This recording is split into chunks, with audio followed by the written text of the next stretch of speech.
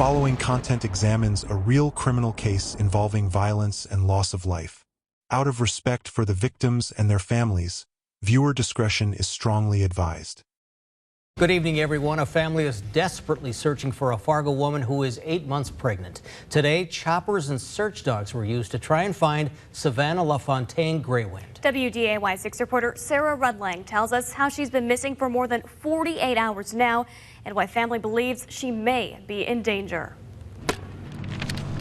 As time slips by, worry grows deep for Savanna LaFontaine-Greywind's loved ones. She's a great woman, man. Ashton Matheny, her boyfriend of 7 years, spending every minute he can spreading the word about her disappearance. It's very unlike her to just up and disappear like that without telling anything, and I don't think that she would do that. Savannah is Native American and 8 months pregnant with the couple's first child. August 27, 2017, a Sunday morning. Two kayakers are about to make a discovery that will expose one of America's darkest secrets. For 8 days, this city has been consumed by a mystery. A young woman, 8 months pregnant, walked upstairs to help her neighbor with a simple favor. She never came back.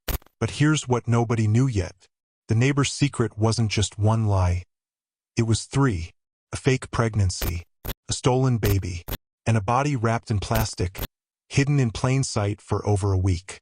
This isn't just a story about one crime. It's about what investigators found when they started asking the right questions. About the moment police searched an apartment twice and missed what was hiding in the bedroom both times. About how a community rallied to find answers when the system failed.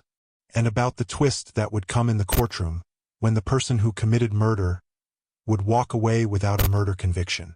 I'm going to show you how a single act of violence exposed a crisis that's been happening for generations.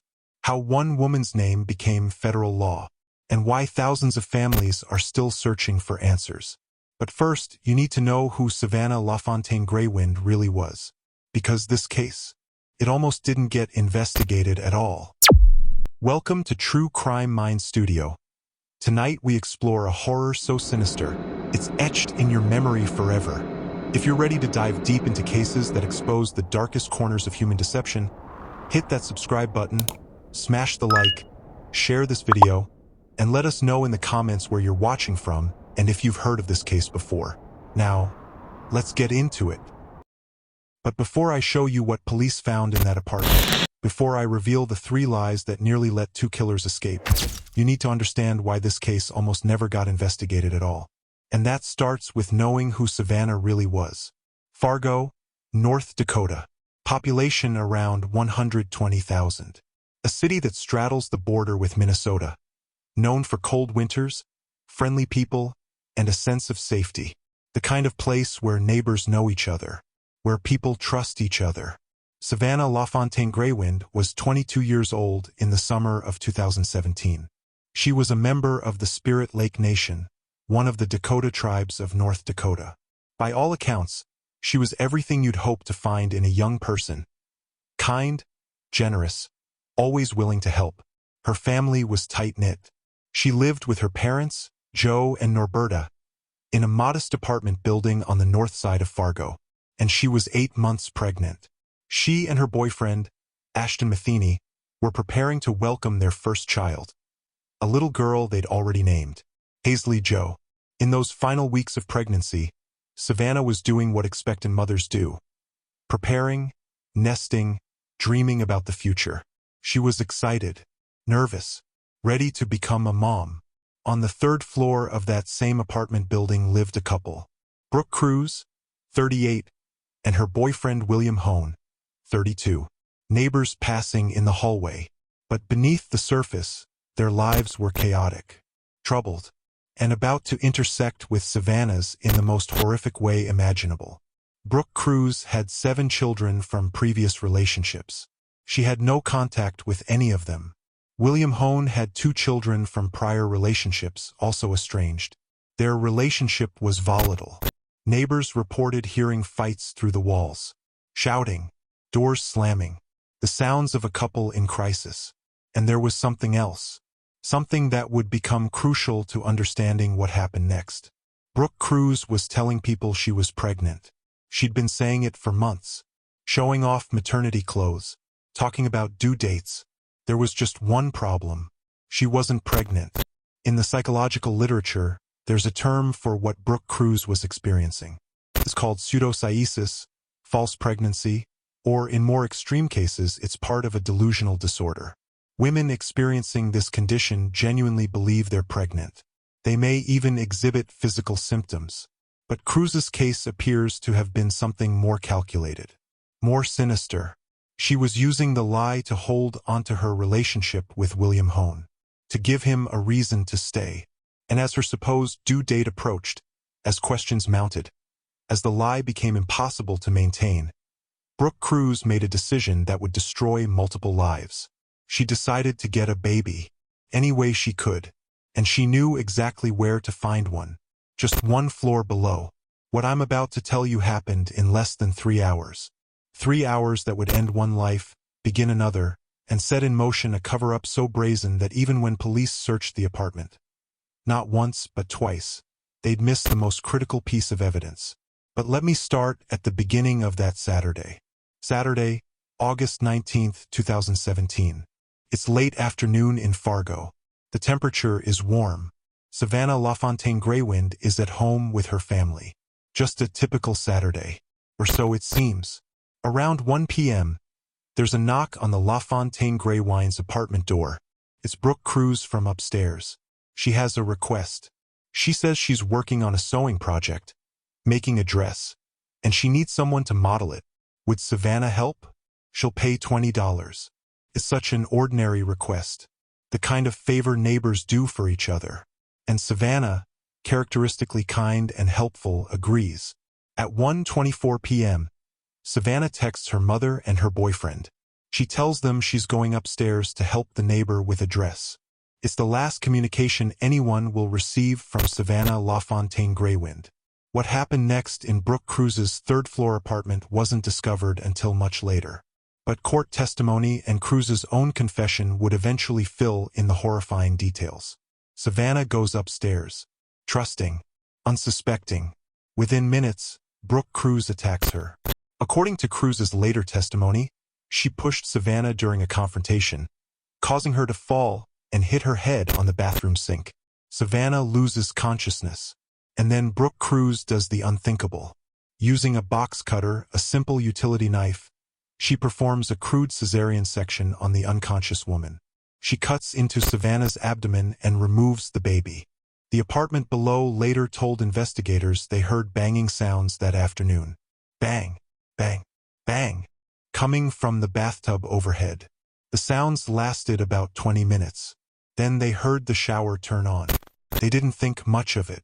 The couple upstairs fought a lot. But those sounds, those were Savanna LaFontaine-Greywind fighting for her life. William Hoehn came home later that afternoon. And this is where accounts diverge, and the question of his involvement becomes crucial. According to court testimony, Cruz showed him the newborn baby, told him, "This is our baby. This is our family." Hoehn would later claim he believed Cruz had given birth. But prosecutors presented evidence that suggested otherwise. Evidence that Savannah was still alive when Hoehn arrived home. Evidence that Hoehn participated in what happened next. According to testimony, William Hoehn took a rope and strangled Savanna LaFontaine-Greywind, ensuring she wouldn't survive. Then he and Cruz stuffed her body into a bathroom closet. Downstairs, in the LaFontaine-Greywind apartment, time is passing. It's getting later in the afternoon. Savannah hasn't come back. Her brother needs a ride to work, something Savannah had agreed to do. He goes upstairs to Cruz's apartment and knocks. No answer. Savannah's father, Joe Greywind, tries next. This time Cruz answers the door. She tells him they're still working on the dress. Not finished yet. But by 4:30 p.m., Savannah's mother, Norberta, knows something is wrong. Her daughter's purse is still in the apartment. Her car is outside. The pizza she'd ordered sits untouched. Norberta does what any mother would do. She calls the police. Fargo police arrive at 5 p.m. They speak with Brooke Cruz, who tells them Savannah left around 2:45 p.m. She seems calm, cooperative. She doesn't mention the newborn baby hidden in her bedroom. And here's what's remarkable and disturbing. Police would search Cruz's apartment not once, but twice in the following days. Both times, they missed the baby. According to later reports, the infant was apparently hidden under bed covers during those searches. A newborn baby, just feet away from investigating officers, and somehow remained undetected. For the next 8 days, Fargo becomes consumed with the search for Savanna LaFontaine-Greywind. Her family is frantic. They organize searches. They distribute flyers. They speak to media. They do everything they can. And the community responds. Hundreds of volunteers join the search. Native American advocacy groups arrive from across the region. There are vigils, prayers, a growing sense that something terrible has happened. And all the while, Brooke Cruz and Hoehn are living upstairs, living with the baby they stole, living with the knowledge of what they've done, and living with Savannah's body hidden in their apartment. On the night of August 20th, just one day after Savannah disappeared, neighbors report seeing Cruz and Hoehn carrying something large out of the apartment building, something wrapped in plastic, something heavy. It was a hollowed-out dresser. Inside was Savanna LaFontaine-Greywind's body. But here's what nobody knew yet. As volunteers searched the riverbanks and police followed dead-end leads, as Savannah's family begged for answers, the baby was still alive, still breathing, still hidden in that apartment, and police were about to walk right past her. Again. By day 5, investigators had a problem. They knew Brooke Cruz was lying. They knew something happened in that apartment. But knowing and proving are two very different things. And without probable cause for a search warrant, that baby and the truth would stay hidden. So they did something clever. They started watching social media. And that's when Cruz made her first mistake. August 24, 2017. 5 days into the investigation, Fargo Police Chief David Todd is facing mounting pressure. Pregnant woman has vanished. The family is adamant that the upstairs neighbors are involved, and Todd's detectives are working around the clock. Cruz had been posting for months about being pregnant, pictures of maternity clothes, comments about due dates, but medical records told a different story.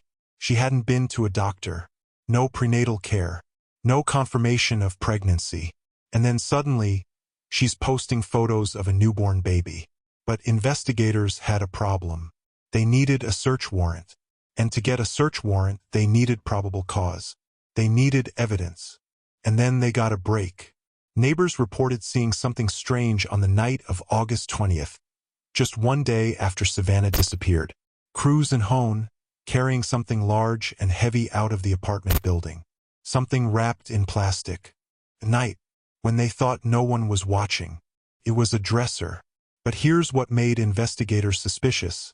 Witnesses said it looked hollow. Light enough for 2 people to carry, but large enough to hide something inside. On August 24th, investigators obtained a search warrant. Not just for evidence of foul play, but for the baby they suspected was in the apartment. That afternoon, they executed the warrant. What happened next would become one of the most shocking moments in Fargo law enforcement history. Officers knock on Brooke Cruz's door. She answers. Calm. Almost too calm. They show her the warrant. "We need to come in," they tell her. And Cruz steps aside. Officers begin their search. Living room, nothing unusual. Kitchen, nothing. Bathroom, clean. Almost too clean for someone who supposedly just gave birth 5 days ago. And then they enter the bedroom. There, in the bedroom, officers find a newborn infant. A baby girl. Healthy. Alert. Wrapped in blankets. But something isn't right. An EMT examines Brooke Cruz on scene. And here's the discovery that changes everything. Cruz shows no signs of having recently given birth. No physical indicators. No medical evidence. Nothing. And that's when investigators know. This baby was never Brooke Cruz's. This baby was stolen. Brooke Cruz is arrested on the spot. But investigators now face an urgent question. If this is Savannah's baby, where is Savannah? Within hours, Hoehn is picked up at his workplace. He's brought in for questioning. And this is where the investigation takes its first major twist. Because what Hoehn tells investigators doesn't match what Cruz is saying. Cruz claims Savannah came to her apartment voluntarily, that she taught Savannah how to induce labor, that Savannah gave her the baby as a gift. Hoehn's story? Completely different. He claims he came home from work, found Cruz with a baby, and believed she'd actually given birth. He says he had no idea anything was wrong. Two suspects, two completely different stories, both obviously lying. But about what exactly? Investigators fast-track DNA testing on the baby, and on August 25th, they get confirmation. The baby is Savanna LaFontaine-Greywind's biological daughter, which means this is no longer just a missing person case. This is a kidnapping, possibly a murder. August 25th. Police Chief David Todd calls a press conference, and he makes a statement that sends chills through the community. "We think we have the right people," Todd says, but then he adds something unusual. He asks the public to search everywhere. Garages, dumpsters, abandoned buildings, bodies of water.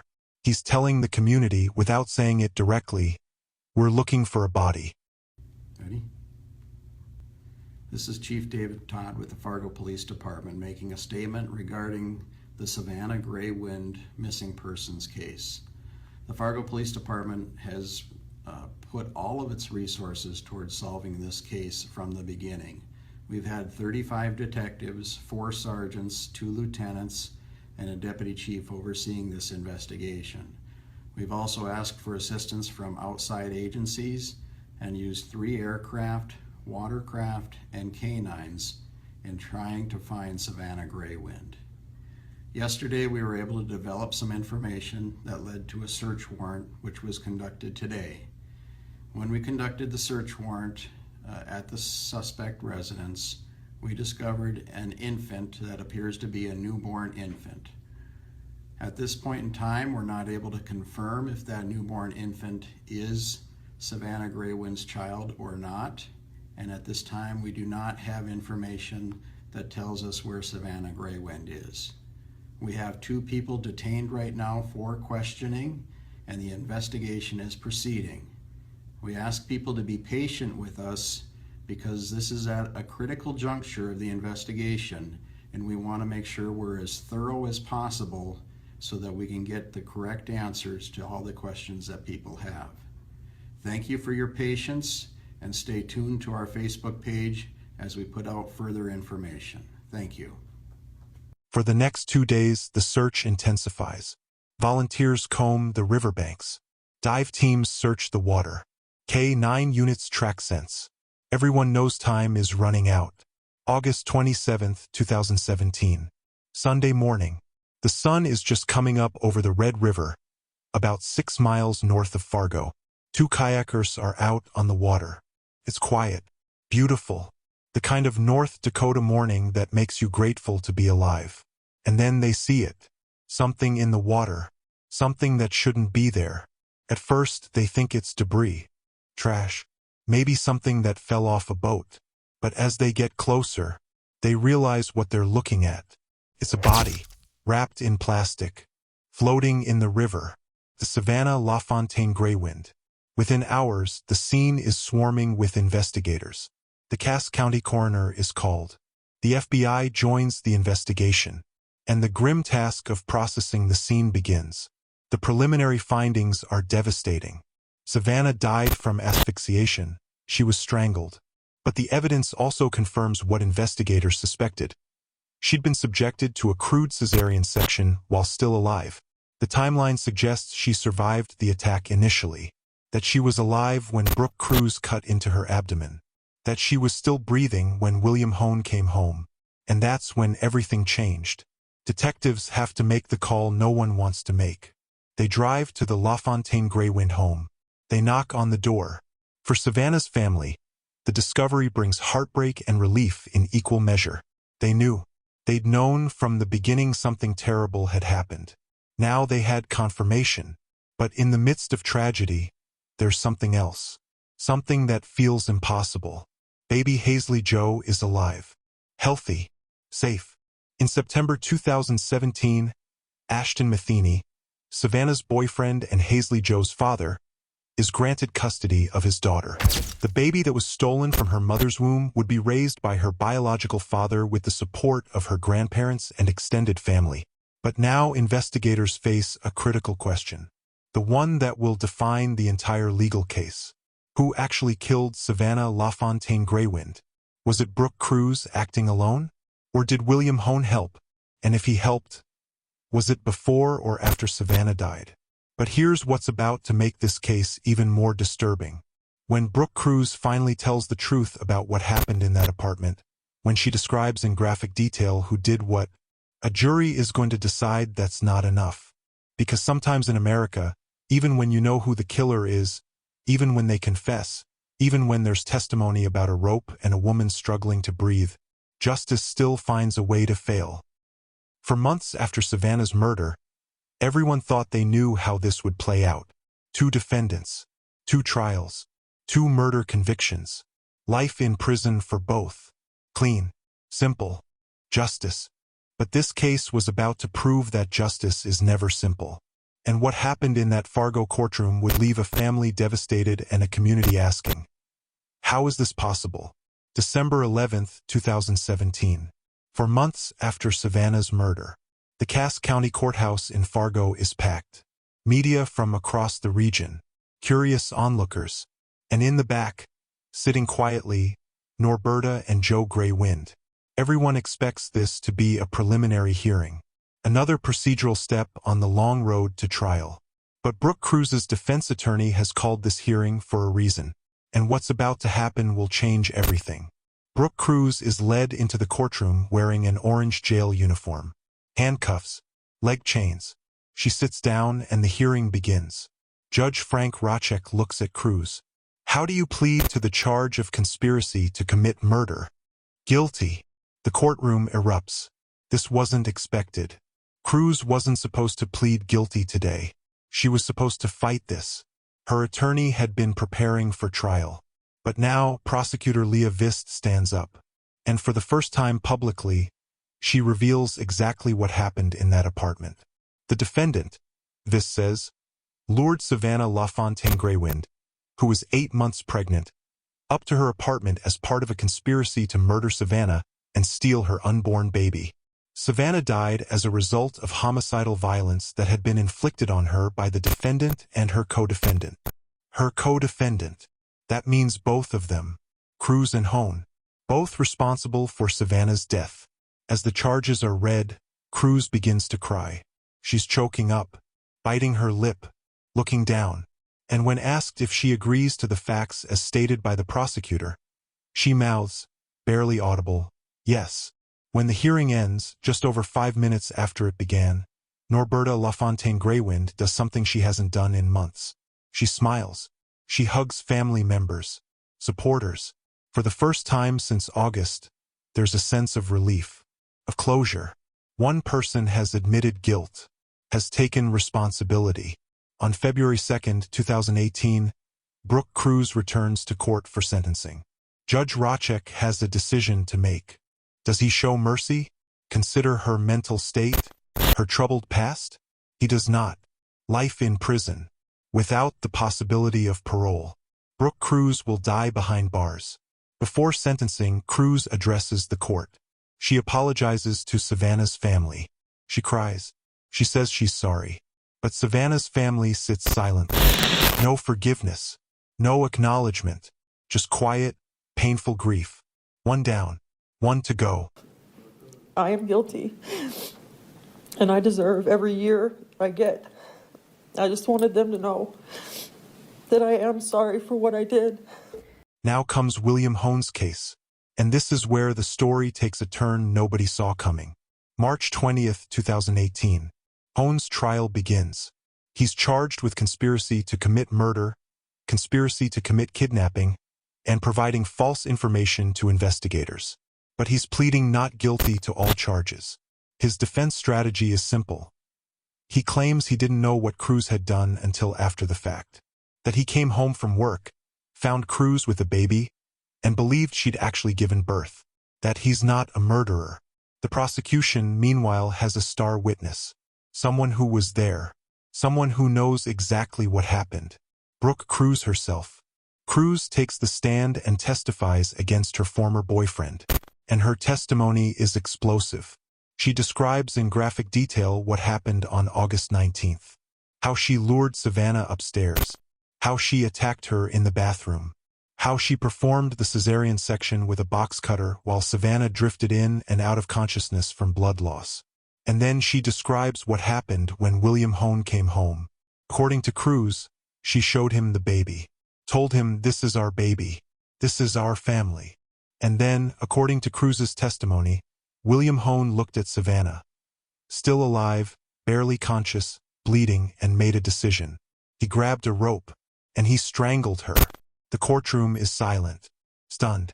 This is the moment prosecutors have been building toward. Direct testimony that William Hoehn murdered Savanna LaFontaine-Greywind. But there's a problem. Brooke Cruz is a convicted murderer, testifying in exchange for nothing. She has every reason to minimize her own involvement and blame Hoehn for everything. She's not a credible witness, and Hoehn's defense attorney knows it. The defense argues that Cruz is lying, that she's the one who killed Savannah, and now she's trying to drag Hoehn down with her. They point out inconsistencies in her story. They highlight her mental health issues. They argue that there's no physical evidence tying Hoehn to the actual murder. The jury deliberates, and on September 27, 2018, they reach a verdict. Guilty of conspiracy to commit kidnapping. Guilty of providing false information to police. But on the charge of conspiracy to commit murder, not guilty. The jury acquits William Hoehn of conspiracy to commit murder. The courtroom erupts. Savannah's family is devastated. How could this happen? Brooke Cruz testified that Hoehn strangled Savannah. The prosecution presented evidence that he helped dispose of the body, and yet, not guilty of murder. So what happened? How did the jury reach this verdict? According to legal experts who observed the trial, the jury had reasonable doubt. They didn't fully believe Brooke Cruz's testimony about the strangulation. They thought she might be lying to reduce her own culpability. And without physical evidence directly tying Hoehn to Savannah's death, they couldn't convict him of murder beyond a reasonable doubt. Here's the legal reality. Hoehn was still convicted of helping kidnap the baby and lying to police about it. Those are serious crimes. But the jury decided that the prosecution hadn't proven he intended to kill Savannah or that he directly participated in her murder. It's a technicality, a legal distinction, but it matters. In October 2018, William Hoehn is sentenced. The prosecution asks for the maximum, life in prison. Savannah's family begs the judge to ensure Hoehn never walks free. "I don't think this man should ever walk free," Savannah's mother, Norberta, tells the court. "My life has been forever changed. As for Savannah's daughter, this man tried to take her and raise her as his own. He said the days he spent with my granddaughter were the happiest days of his life. How sick is that?" Judge Tom Olson sentences Hoehn to 20 years in prison. 20 years. Not life. Not forever. 20 years. Hoehn was 32 when arrested in 2017. With 20 years, if he serves his full sentence, he'll be released in 2038. He'll be 52 years old. In 2019, Hoehn was transferred out of North Dakota to an Oregon prison for protective management purposes. He's currently incarcerated there, serving his sentence. For Savannah's family, the verdict feels like a betrayal, a failure of justice. Brooke Cruz will die in prison, as she should. But William Hoehn, who according to testimony strangled Savannah, who helped hide her body, who lied to police while they searched desperately for her, will eventually walk free.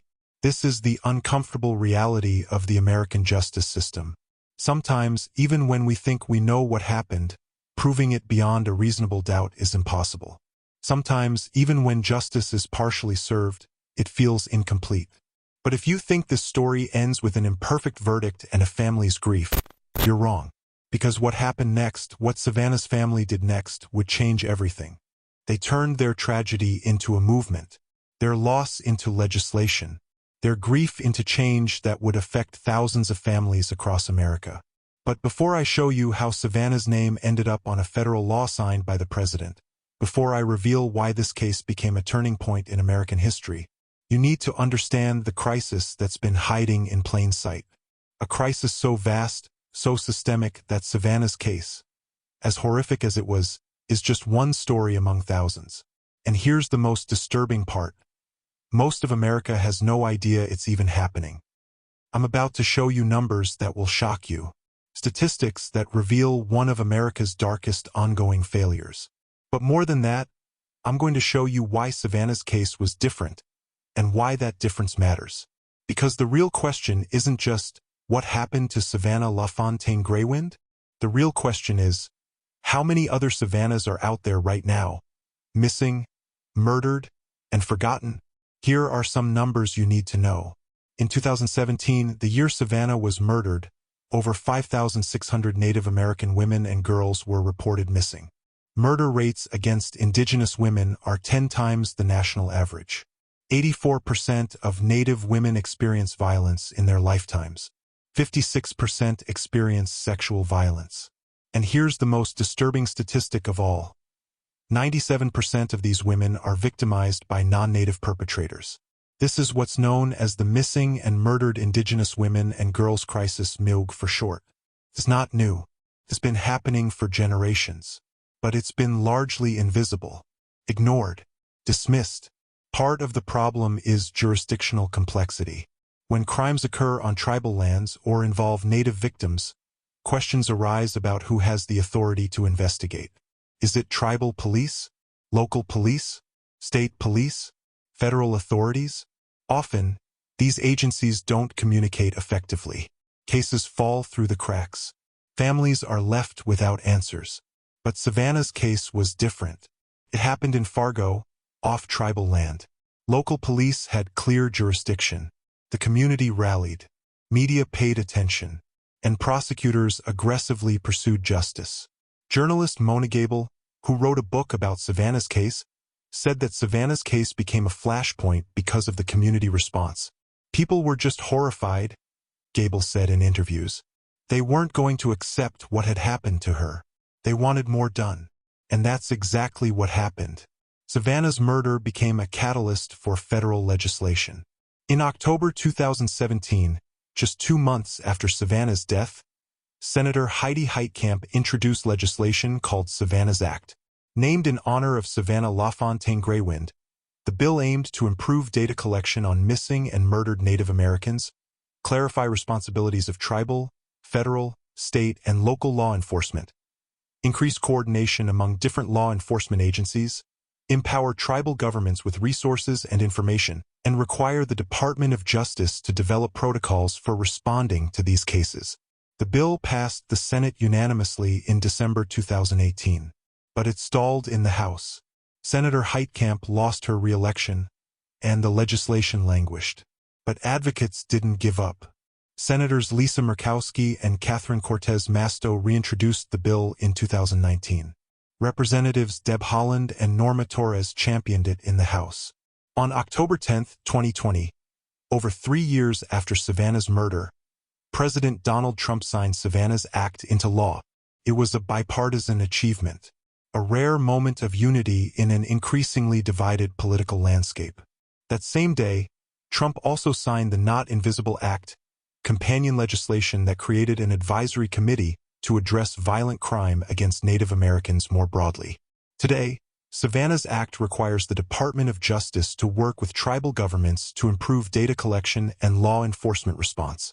It requires U.S. attorneys in districts with tribal land to develop guidelines for responding to missing and murdered Indigenous persons cases. It mandates training for law enforcement on how to properly record tribal enrollment information in federal databases. Is it perfect? No. Implementation has been slow. There are still gaps. Still families waiting for answers. Still cases going uninvestigated. But it's a start. And it happened because Savanna LaFontaine-Greywind's family refused to let her death be in vain. Every August, on the anniversary of Savannah's death, her family and community hold a memorial walk in Moorhead, Minnesota. They wear red, the color that represents missing and murdered Indigenous women. They carry signs. They chant her name. They demand justice not just for Savannah, but for the thousands of Indigenous women still missing. Hazley Jo is 7 years old now. She's in school. She's being raised by her father Ashton with the love and support of her grandparents, the Greywind family. She'll grow up knowing who her mother was, knowing what happened, knowing that her mother's name changed history. Norberta and Joe Greywind have become advocates. They speak at events. They push for continued implementation of Savannah's Act. They refuse to let people forget. Savanna LaFontaine-Greywind was 22 years old. She was a daughter, a girlfriend, an expectant mother, a member of the Spirit Lake Nation. She was kind. She was trusting.